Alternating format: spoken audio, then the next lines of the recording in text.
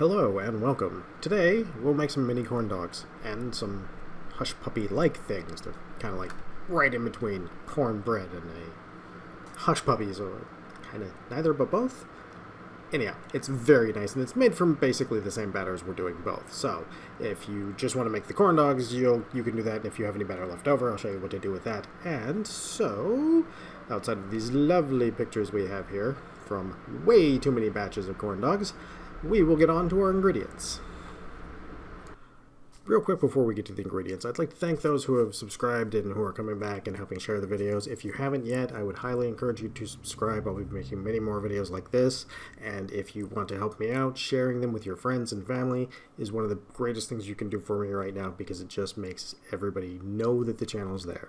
So, for all of you, thank you, and let's get to the ingredients. For our ingredients today, we're going to need 1 cup self-rising flour plus 2 tablespoons set aside. If you don't have self-rising flour, you can use 4 teaspoons baking powder and 1 cup of all-purpose flour. That would also work. Next we're going to need 1 cup cornmeal plus 2 tablespoons, again set to the side, a half a teaspoon salt and pepper, 2 tablespoons sugar, about an eighth of a teaspoon cayenne pepper or a pinch, 1 cup milk, or if you want to do a non-dairy milk, the only one that I found that worked was oat milk. The rest of them made it too dense, and it didn't get puffy and corn doggy. 1 medium egg, and 1 pack of your favorite kind of hot dogs. So let's get to making these mini corn dogs. For the easy part, we start with our dry ingredients. We're going to mix our cornmeal, the 1 cup of our cornmeal, 1 cup of our flour. Remember to keep the other 2 tablespoons separate. Our sugar, our salt and pepper, the pinch of cayenne, like I said, right about an eighth of a teaspoon if you want something more cement than that. And you want to mix your dry ingredients pretty well. What you'll kind of want to do is just stir it in a circle until it'll start to turn a pale yellow. So you'll go from flour, because I put that in there second, mine's going to go from the white of flour to turning into a pale yellow once the cornmeal is all mixed in. I also had my cornmeal was very fine, but this recipe will work just fine with regular cornmeal too. Our egg and our milk go in next, and like I said before, if you are using a non-dairy milk, the only one I found that worked and made the batter come up and still bubbly and light was oat milk. Almond milk did not work at all. That was just bad. Cashew milk just made everything taste weird.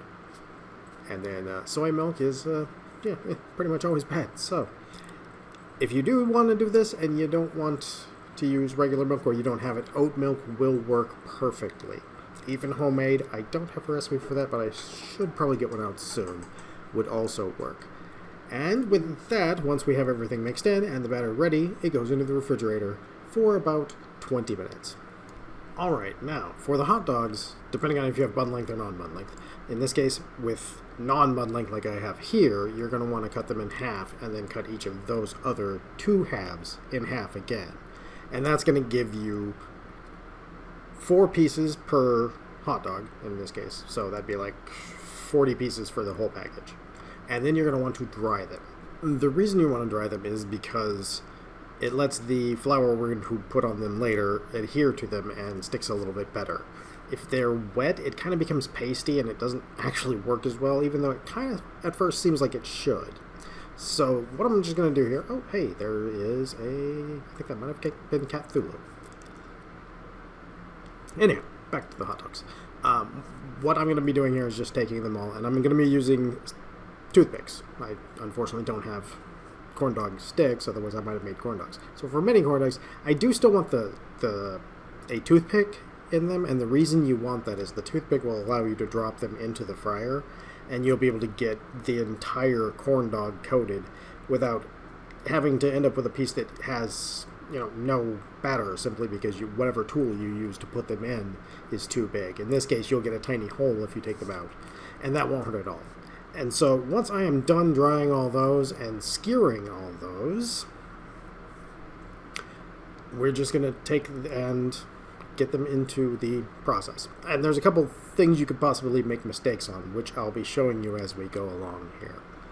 One of the other things is if you do have bun length, which are usually the 4 per package, so 8 per total package, oftentimes I was noticing that those seem to be about only maybe a tenth of the hot dog length longer. So you'll probably still end up using the same number of cuts, and you'll just end up with less of them. So in this case, getting the non-bun length is definitely the way to go, because you can get more, and they'll be a little bit more uniform in size. Plus, they're easier to cut, because like I said, if you cut once down the center and then cut each of those down the center afterwards, that's super easy to get all your sizes perfectly the same size. So I will fast forward, and we will be done with this, and we will move on to the first of the things that you can do to make sure your batter actually works. Alright, so as I said, making your batter work. So in this case, this is the first version you would end up doing if you were trying this recipe. So I didn't do anything except for what the recipe I was looked at said to do, and this is at this moment a room temperature batter and room temperature hot dogs. And you'll notice that the batter is not adhering particularly well. It's okay, but it's not very good. It's kind of sliding off the hot dog, and this is just kind of problems. And as this goes towards the end, the longer they sit there, the more it just sloughs and kind of turns into a puddle below them. So this is not going to work at all. This is going to end up resulting in some pretty subpar mini corn dogs. In fact, I did a batch just like this, and it ended up looking pretty subpar. So let's take a look at that. Looking at these, as you can see, the batter is very uneven, it's splotchy, it's breaking open in certain spots. It's not a very nice mini corn dog. It'll still taste okay, kind of, but not as good as you were hoping. So we're going to do some things to the batter that will let us get better results, and also the hot dogs. The first of these is to refrigerate the batter for about 20 minutes before using. Let's see how that went. Once the batter thickens up to about this consistency, after 20 minutes of chilling, it's all fairly cold. We can see that this does help a lot. The thicker batter definitely stays on better, but it's still sort of peeling off the hot dog, and it's not being super easy to work with. So this does work. You could do this, and again, going the whole amount of time I'm going to do, I think I only do 3 here because it still wasn't that much of an improvement. You can see all the batter just kind of running off our mini corn dog. So it's going to work, but it's not great. So let's look at where we got to with that. Alright, looking at these, we have a bit of an improvement in the coverage, and we have a bit of an improvement in how evenly they're done. We're still definitely coming off, and it's not perfect. So there's yet one more thing that you will be advised to try if you're looking up a problem like this. And that is to dredge them in flour, or rub flour on the outside. So let's take a look at how well that went. So as we do our ones that we've dipped in flour, and you can just rub it on. It's the 2 tablespoons that I mentioned in the ingredients that you'll need. It includes this step. So that's those 2 tablespoons. We're just going to rub it on the hot dogs, make sure we have a nice even coating on the hot dogs before we skewer them, then skewer them. And then you can dip them and kind of use a spoon like I was trying to here, but unfortunately got a little bit out of frame. And this is also with a chilled batter, chilled hot dog. So what you'll notice is the batter is not coming down as fast because the hot dog's actually not warming it up at this point. So I think I forgot to actually mention putting it in the refrigerator, but don't be like me. Put them in the refrigerator, and you chill them, and they're going to come out pretty well. Unfortunately, as you can see, just getting to 4 of them, I think I only do even 3 here, but just getting to 4 of these, by the time you're getting there, the others will already have hit room temperature and started to fall off. So, we know we made progress, but what's the actual answer to all of this? Well, all the steps we did, plus 1 more, is the answer.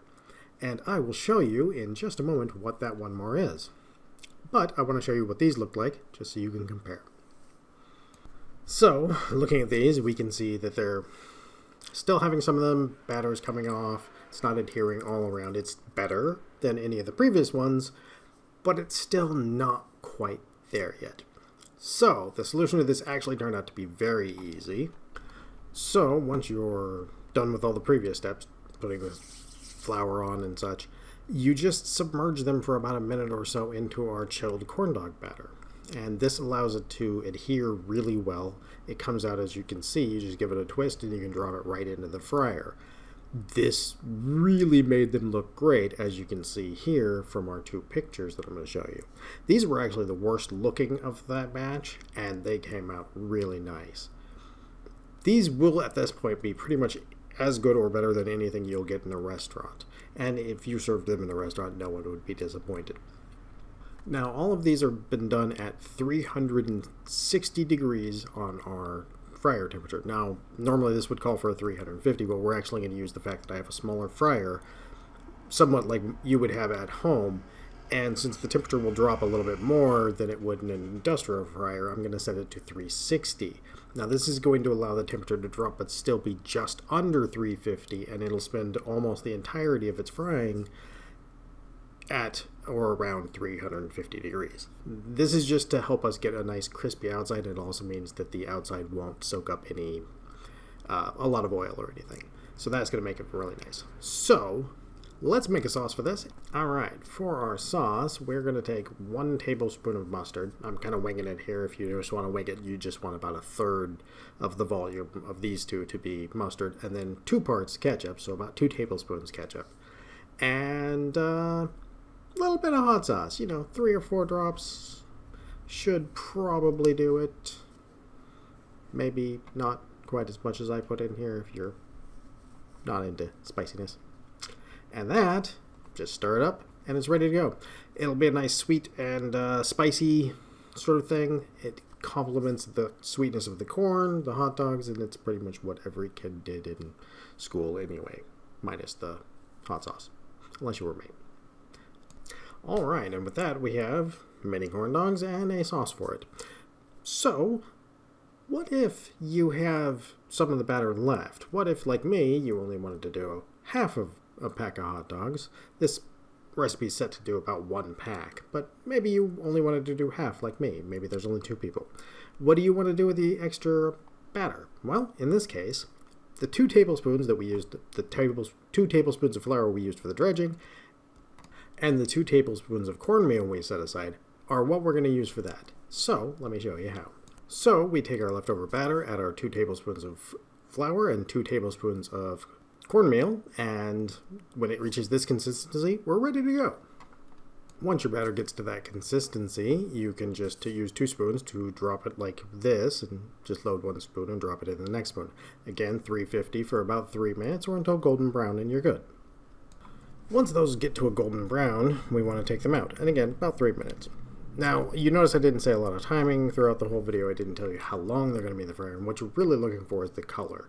You want it to be just getting to golden brown and not too dark, like the trio I showed at the very beginning were a little bit too dark, whereas what you're seeing here in these next couple of pictures in these thumbnail, those aren't really that dark at all. They just got to that golden brown. And how long that's going to take is more dependent on your fryer and how much the temperature drop is. In the case, since I have a small fryer, like I said, I go from 360 so that the drop goes around 350 and it stays most of its time in there. These are basically similar to hush puppies. It's been so long since I had a hush puppy, I wouldn't actually call it that because I'd be afraid that I'm completely wrong. But basically, it's almost like having a cross between a donut and a piece of cornbread. They taste really good. They're great use for it. You can also add some other spices to the batter if you want. And with that, we have made both hush puppy-like things and corn dogs, and you've got to figure out how to not have your corn dogs fall apart. And I ate too many corn dogs, so I need a diet. Thank you for watching. I hope you learned something today, and I hope you do try this. It is really easy. And if you like what you see, maybe subscribe and stick around for more, and I will have more videos out soon. Thank you, and have a great meal.